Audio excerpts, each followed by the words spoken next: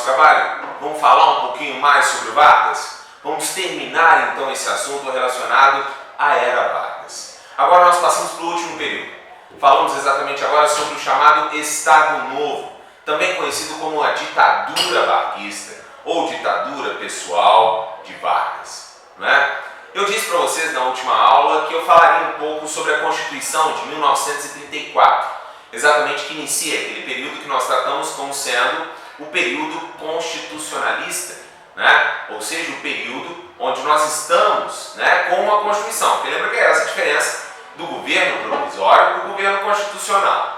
Não é? No governo provisório nós não tínhamos Constituição, porque a Constituição de 1891 foi cancelada, não é? E não havia ainda uma nova Constituição, que só veio depois daquela movimentação em São Paulo. Lembra da Revolução Constitucionalista de 1932? Não é isso? E nós falamos que o Vargas, de certa forma, atendeu exatamente abrindo a Assembleia Constituinte, e nós teríamos então uma nova Constituição promulgada em 1934. Alguns dizem que essa Constituição tem um perfil muito próximo da Constituição da República de Weimar, né? Que é aquela república que nós temos na Alemanha no período entre guerras. Mas essa informação para nós aqui hoje é menos importante. Talvez seja importante frisar que nessa Constituição de 1934 nós ainda temos uma certa característica, né, de autonomia para os estados que não nos permite classificar esse período de 34 a 37 como um período ditatorial. Há uma certa autonomia, há um certo respeito à característica federalista do país, não é? Há uma divisão tripartite de poderes, sem deixar claro que há uma concentração de poder em um desses três. Nós temos, por exemplo, nessa Constituição, sendo estabelecido a lei de cotas. Sim, foi colocada a lei de cotas, que era uma lei que estabelecia um limite para a entrada de estrangeiros no Brasil e sua permanência. Lembra daquela ideia do Vargas de proteger o mercado nacional para os trabalhadores brasileiros e, ao mesmo tempo, evitar certas influências relacionadas aos movimentos trabalhistas que haviam na Europa, que durante a República Velha essas ideias eram trazidas pelos italianos, como por exemplo no anarcossindicalismo. Nós falamos disso no vídeo anterior. Exatamente, a lei de cotas ela traz mais uma limitação, né, fazendo uma média dos últimos 50 anos de cada nacionalidade e permitindo apenas uma porcentagem dessa média de entrar e se fixar no Brasil. Né? Então é uma característica que nós verificamos ali junto com aquela exigência de 2/3 dos trabalhadores brasileiros nas fábricas, né, tendo que ser brasileiros. Se nós unirmos as duas coisas, nós temos uma certa característica xenófoba, né? Uma certa característica de aversão ao estrangeiro, um olhar voltado mais para dentro, o que é muito coerente com aquela ideia que nós passamos de Vargas, dentro do populismo que ele exercia, né? De um certo nacionalismo. Lembra disso? O que também fica, de certa forma, próximo, devido à época, devido ao contexto, aqueles regimes autoritários, totalitários, que estavam surgindo fora do Brasil, como na Itália e na Alemanha. Legal até aqui? Ainda nessa Constituição de 1934, nós temos a chamada representação classista, né? Ou seja, a possibilidade de os trabalhadores elegerem também os seus representantes com equiparidade de voto, né? Com peso de voto. Há também nessa Constituição de 1934 a extinção do cargo de vice-presidente, tanto que o Vargas vai continuar sozinho, né? Ele governa de forma solo, né? Nessa Constituição de 34 nós também temos algo que permanece até hoje, que é o alistamento militar obrigatório para homens com 18 anos, né? Bem nessa Constituição, isso é uma curiosidade interessante para nós, né? Que é nessa Constituição de 34 que é isso que é estabelecido, né? Que isso fica estabelecido. Temos então o estabelecimento também de um mandato de 4 anos, então é um quadriênio, né? E ela prevê, por incrível que pareça, a Constituição de 34 ela previa voto direto, ou seja, a população iria diretamente às urnas para poder escolher o seu representante, né? Um voto direto que não aconteceu, né? Porque vinha lá uma observação no final dessa Constituição que a primeira eleição pós a promulgação desta Constituição seria ainda indireta. Por isso que eu disse no outro vídeo que o Vargas continuou sem certa característica de apoio popular, pelo menos através do voto. Isso não ocorreu, né? Não se pôde comprovar porque não houve uma eleição, o povo não se manifestou.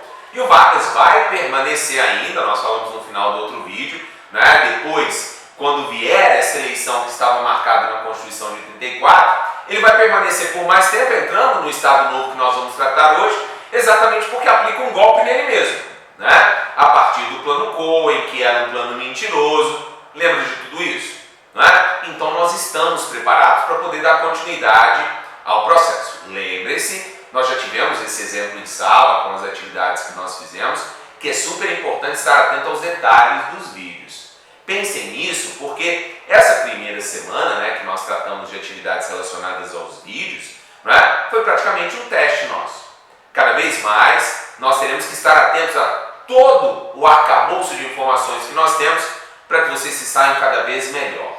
Perfeito? Tudo está sendo feito exatamente para que vocês tenham cada vez mais informações, possam verificar de formas diferentes essas informações. Onde vocês estiverem, vocês poderão estar assistindo esses vídeos várias vezes, com apoio em casa, dos pais de vocês, dos responsáveis e, claro, sempre o nosso apoio da família Tiradentes, porque você sabe, nós somos unidos a vocês e queremos sempre o melhor para todos, não é? Bora lá então tratar do Estado Novo, bora lá tratar desse período ditatorial que é bastante intenso e grande, não é? Porque nós vamos ter a lei de 1937 a 1945 para poder discutir. Por isso, esse vídeo é exclusivo para o Estado Novo, para esse período ditatorial.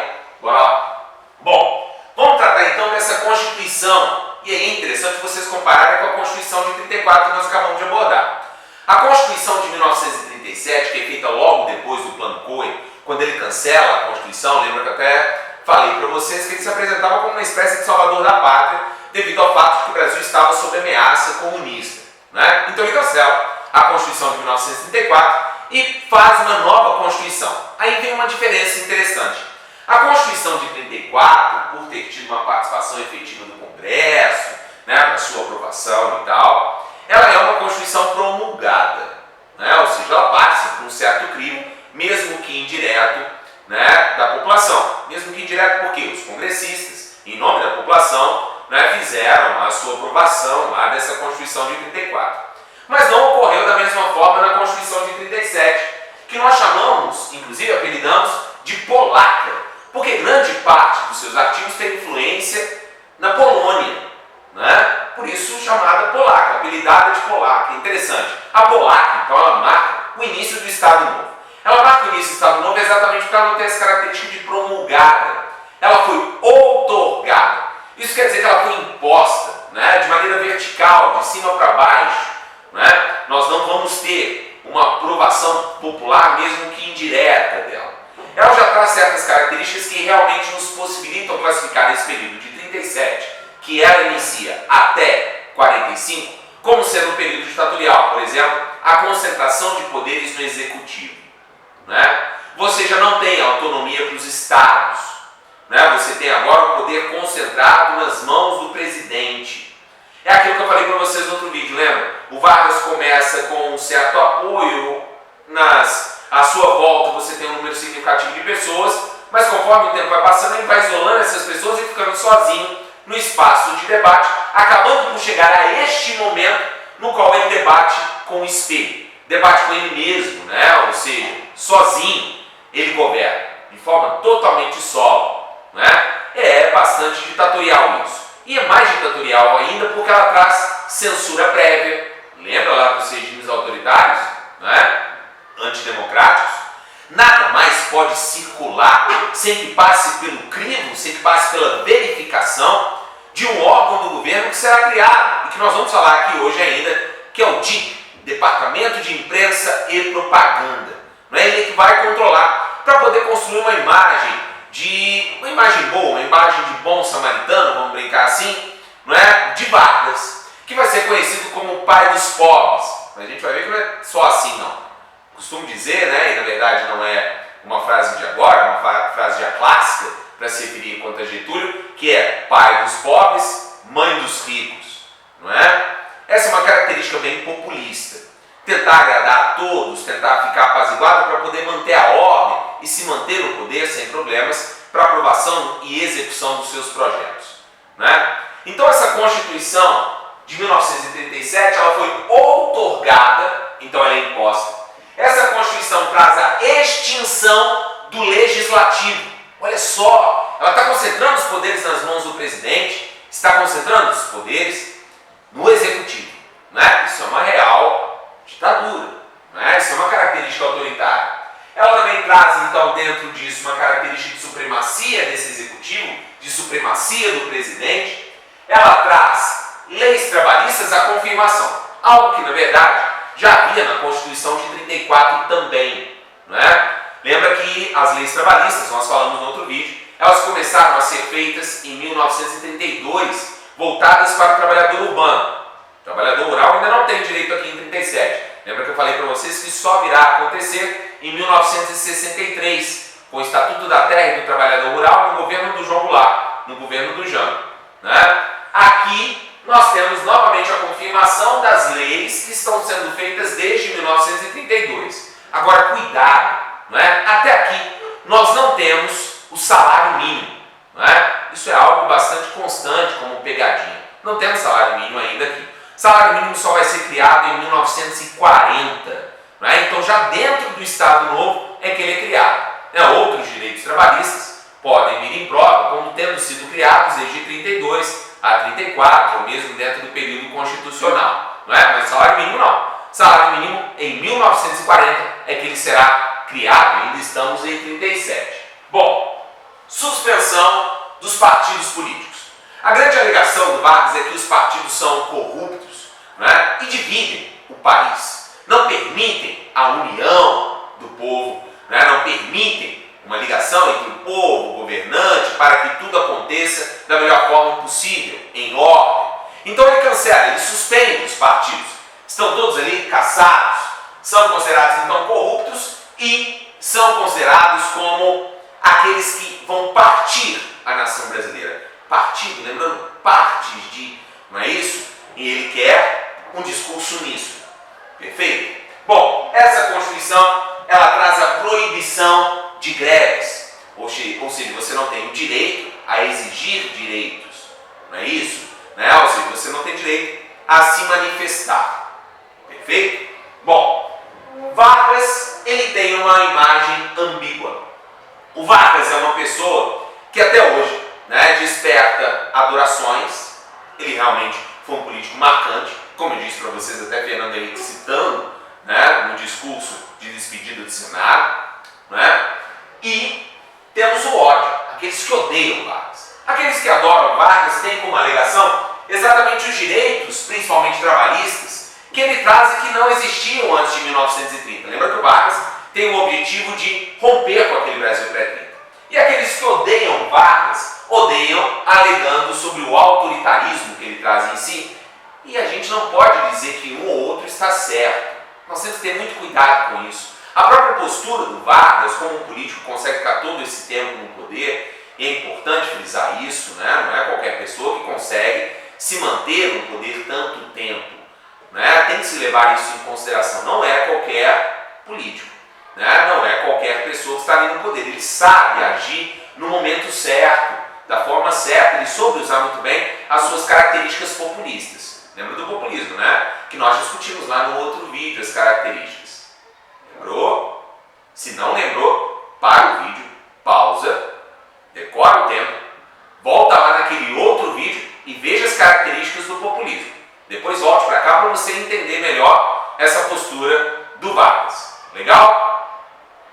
Foi lá? Beleza, bora voltar. Bom, principais pontos e características então do Vargas como um todo. Sim, ele tem como marca nesse Estado Novo o autoritarismo dele, né? Pelo menos na maior parte desse período.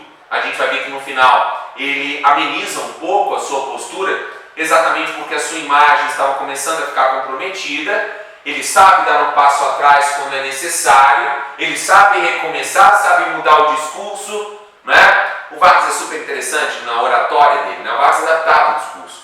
Ele sabia que o problema do discurso é sempre com quem fala, não é? Porque é quem fala que tem a obrigação de se fazer entender. Perfeito? Então ele adaptava muito bem o seu discurso de acordo com o público que o assistia, né? E dentro disso ele sabia, de certa forma, ter esse autoritarismo e ao mesmo tempo ser amado. Não é? É essa ambiguidade do Vargas que é super interessante, o que faz desse momento da história do Brasil, por isso nós estamos com 2 vídeos sobre, não é um momento complexo, um momento com muitas nuances, com muitos detalhes, né? E olha, nós estamos aqui destacando aquilo que há de mais importante.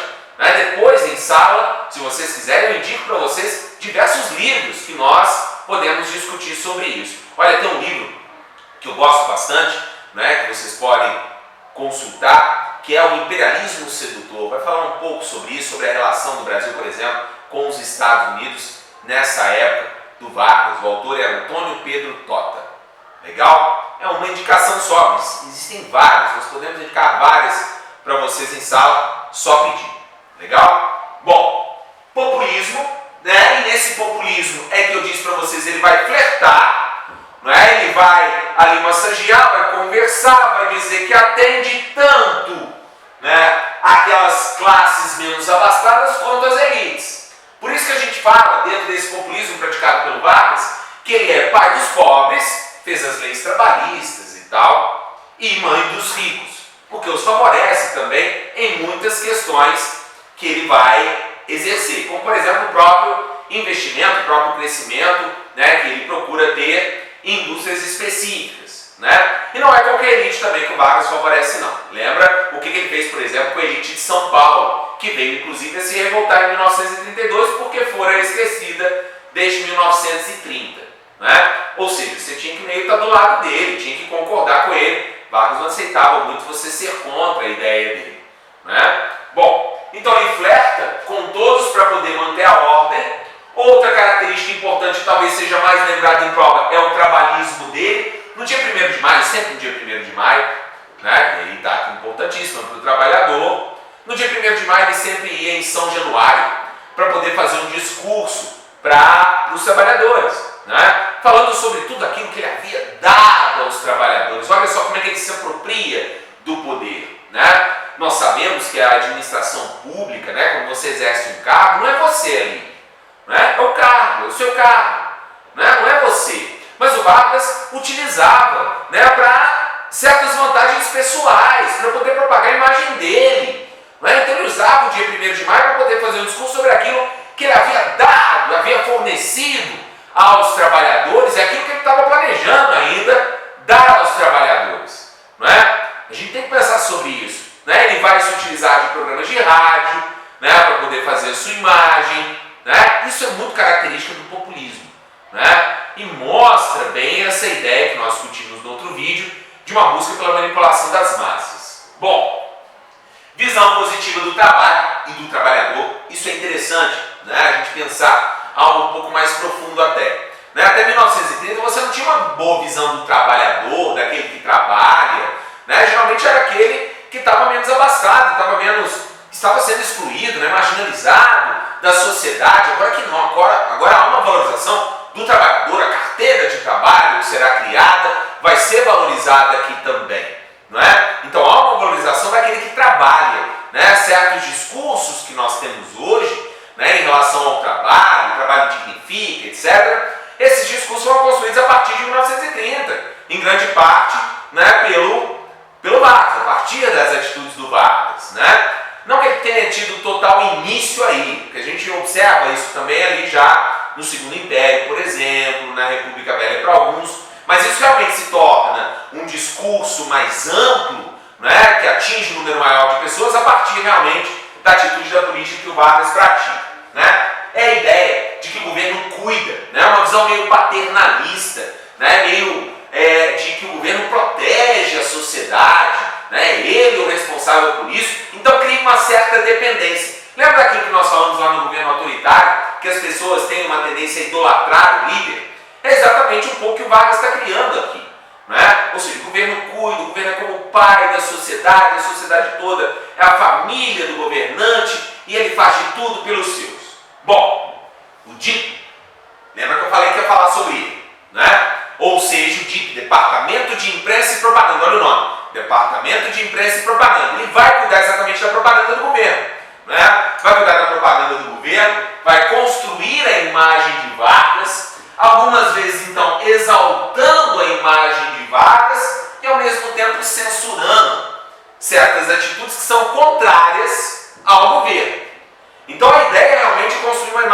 impositiva do governante, não podendo circular, uma censura prévia, não podendo circular nada que tenha sido escrito contra esse governante.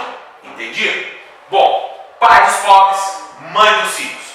1943, vou dar até a data, ele cria a CLT, Consolidação das Leis do Trabalho. A Consolidação das Leis do Trabalho, a CLT, é criada em 43 e ela reúne em um só livro todos os direitos trabalhistas criados desde as LRTs de 1932, lembra das leis reguladoras do trabalho, né? Desde 1932. E vai se reunir tudo aqui. Vai ser criada a carteira de trabalho, como eu estava dizendo para vocês, inspirada a CLT na Carta del Lavoro. Lembra da Carta del Lavoro do fascismo italiano, do Mussolini?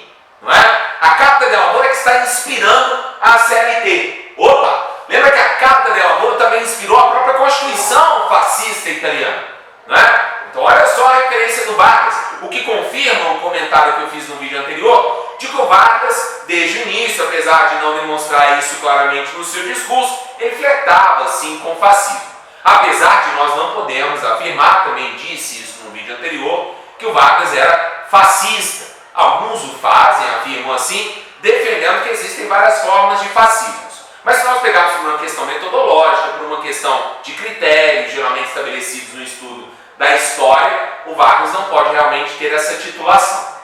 Legal? Bom, salário mínimo, criado em 1940, o salário mínimo, né? Lembra que nós discutimos isso lá em 1929, né, da crise de 29, no New Deal, que vem a partir de 1933, nós falamos que dentro dele também é criado o salário mínimo. No caso do Brasil, é criado em 1940, para garantir a base da dignidade humana, né? Garantindo ali um certo estado de bem-estar social. Né? Bom, sindicalismo tutelado, falei sobre isso quando nós falamos também sobre o corporativismo, sobre o peleguismo, o sindicato, que o sindicalista, o líder, trai os trabalhadores para poder ficar do lado do governo, ou seja, tutelado porque está sob a tutela do governo, ele controla. Ele controla os sindicatos para que eles não se manifestem a ponto de atrapalharem. Não é? Bom, intervencionismo do Estado na economia. Então aqui não tem liberalismo, é bem daquele período. Né? Nós falamos que os regimes, os governantes que estão surgindo nesse momento, são tanto contra o comunismo, tanto contra o liberalismo. Legal? Se você está acompanhando os vídeos, se você está vendo direitinho, conforme nós combinamos, você está pegando essa sequência e tenho certeza, você está tendo uma clareza total sobre esse período, como negar esse processo. Lembra que a história, eu sempre digo isso para vocês, ela não caminha com você fragmentando a história. É importante a gente saber causas, consequências, o processo, como ele ocorre. Pensem nisso. Né? Vamos ligando toda a matéria que nós estamos vendo desde o início do ano. Assim vocês terão um entendimento, né, que realmente é imbatível. É imbatível, vocês vão se dar bem em qualquer tipo de avaliação externa. Tá? Segue no conselho. Segue a dica do Cadu. Bora! Bom, industrialização é um projeto do Vargas, já demonstrado nos discursos ali já da campanha de 1930, né? Já era isso, e ele vai fazer realmente isso. E vai fazer num setor específico. Lembra que nós temos indústria de bens não duráveis, nós temos indústria de bens de produção, nós temos indústria de bens duráveis. O Vargas está investindo especificamente na indústria de base, não é? Por exemplo, FNM, Fábrica Nacional de Motores. Nós vamos fabricar os motores, né? Isso é importante para a produção da carreta. Sim, o Brasil vai continuar com uma certa característica que às vezes não tem até hoje. Eu sei. Não é que aquela de que nós vendemos o motor para poder comprar a carreta, eu sei. Mas isso é exatamente uma falta de atenção, talvez, dos nossos governantes, ou uma questão relacionada à escolha de gestão. Não é que falta realmente investir nessa parte final, né, da indústria, na tecnologia, não é? Bom, isso é um assunto muito amplo, não nos cabe aqui especificamente. Vamos voltar para o Vargas. Bom, Brasil na Segunda Guerra Mundial. Lembra, nós falamos sobre isso no dia do expedicionário, nós falamos sobre isso no dia do Pracinha. Lembra? Dia 8 de maio, nós fizemos um trabalho em sala sobre isso, não é? E chegou a hora de nós vermos alguns detalhes importantes. Por exemplo, geralmente a pergunta do aluno é: como o Brasil participa da Segunda Guerra Mundial? Olha, nós participamos, podemos dizer, de três formas. Nós participamos com o envio da FEB e da FAB, né? Nós participamos com uma base em Natal, que nós fornecemos para a observação do Atlântico pelos Estados Unidos, inclusive o presidente americano esteve aqui, tem várias fotos, né, do Vargas com ele naquele momento. Nós vamos trabalhar algo assim, alguma atividade. Opa, dei dica, enfim. Nós temos também o Brasil fornecendo, né, certos produtos para os aliados, que é o lado que nós vamos entrar na Segunda Guerra Mundial. Lembra que tinha os aliados, né, e tinha o eixo. O eixo é exatamente onde estão os fascistas, os nazistas, né? Os capitalistas estão aqui do lado dos aliados. Nós vamos entrar do lado dos capitalistas. Legal? Opa, bugou aí? Hein? Eu sei, você está pensando, mas o Vargas não tinha característica fascista, vai entrar do lado dos aliados. Olha, e vai sofrer até acusação e vai ter manchete internacional falando sobre isso. Internamente, nós vamos ter crítica atrás de crítica relacionadas a essa postura ambígua do Vargas, ou seja, pratica certas características fascistas internamente, enquanto luta contra o fascismo externamente. Isso não vai passar batido, né? Realmente essas críticas vão ser algumas críticas que vão colaborar exatamente para aquilo que eu já havia dito antes nessa aula, ou seja, para uma certa queda na popularidade, uma certa queda da imagem de Vargas, um comprometimento da imagem que vai levá-lo a mudar de postura e trazer uma redemocratização para o regime ditatorial que ele havia implementado desde a outorga da polaca de 1937. Legal? Bom, Brasil começa na Segunda Guerra Mundial de forma neutra. Inclusive, até 1940, por volta de 1940, nós ainda tínhamos boas relações com a Alemanha. Sim, a Alemanha é nazista. Tínhamos boas relações. E até por isso, Estados Unidos ficou meio de butuca, né? Ficou meio, poxa, né? Há uma possibilidade de repente o Brasil se tornar nazista, e a influência que o Brasil tem na América do Sul é super importante, né? Estados Unidos começa a aproximar de nós. Começa a aproximar exatamente para poder tentar evitar isso. Estados Unidos faz a chamada política da boa vizinhança, eu chamo de PBV, né? A política da boa vizinhança, para vocês terem uma ideia, por exemplo, é a partir dela, né, que nós vamos ter o surgimento de personagens, por exemplo, da Disney, relacionados ao Brasil, né? Talvez vocês não conheçam, procurem saber sobre o Zé Carioca, né? É exatamente dentro da política da boa vizinhança que nós teremos, por exemplo, Carmen Miranda indo para os Estados Unidos para poder propagar nossa imagem, né? Teremos Estados Unidos mandando para cá Nelson Rockefeller, né, para poder fazer investimentos aqui. Há uma aproximação dos Estados Unidos que é uma aproximação estratégica. Talvez por já pensar que uma hora ou outra acabaria entrando nesse conflito de grandes proporções, né? Talvez, é um talvez, né, por isso. Mas é fato que Estados Unidos vão buscar se aproximar nesse momento em que o Brasil tinha relações, inclusive não eram tão ruins comercialmente falando, com a Alemanha, até pelo menos 1940. Né? Vou dizer por que mudou. E tem a ver com esse raciocínio que nós fizemos sobre os Estados Unidos. Vargas faz uma política de barganha. E nesse período é que nós temos a PBV dos Estados Unidos, né, contra a relação que nós temos com a Alemanha. Então o Brasil está ali, né, de certa forma, substituindo a Alemanha para poder começar a ter negociações com os Estados Unidos. A Alemanha nazista, para começar a ter negociações dos Estados Unidos, se aproximando dos aliados, se aproximando da proposta capitalista. Sim, é o Vargas ainda fazendo isso. Pode parecer contra a história, mas é o Vargas. Bom, de 1940, nós temos os Estados Unidos liberando o dinheiro para que o Vargas comece exatamente o seu projeto industrial, para fazer a Companhia Siderúrgica Nacional, a nossa primeira indústria siderúrgica instalada em Volta Redonda, no Rio de Janeiro, né? E ali o Vargas precisava de 20 milhões de dólares para poder fazer a CSN. Tivemos então uma missão que foi para os Estados Unidos no final da década de 30, chamada Missão Aranha, porque era liderado por Oswaldo Aranha, e ele fez negociações exatamente para poder angariar esses fundos, né? E aí o resultado foi exatamente esse empréstimo que sai em 1940, para que nós possamos então executar a CSN, Companhia Siderúrgica Nacional, em 1941. E não vai parar por aí. Em 1942 nós temos a Vale do Rio Doce, que hoje apenas vale. 1943, nós temos a Companhia Nacional de Alcares, a Fábrica Nacional de Motores, que eu citei, não é? Bom, 1942, Brasil declara guerra. Nesse momento, o ministro da guerra é alguém que será nosso presidente após o Vargas, que é o Nico Gaspar Dutra. É ele quem vai assinar, né? Então, 1942, nós já começamos, de certa forma, a nos preparar. Mas a gente tem que pensar por que o Brasil entra na guerra. O Brasil entra na guerra porque nós fomos atacados por submarinos alemães. Atacaram nossos navios mercantes, não é? Tem gente que pensa que nós não deveríamos ter entrado na guerra porque não era uma guerra nossa. Passa a ser uma guerra nossa a partir do momento que nós fomos atacados. E por que nós fomos atacados? Poxa, nono ano, só pensar um pouquinho mais e lembrar exatamente da minha fala de agora há pouco.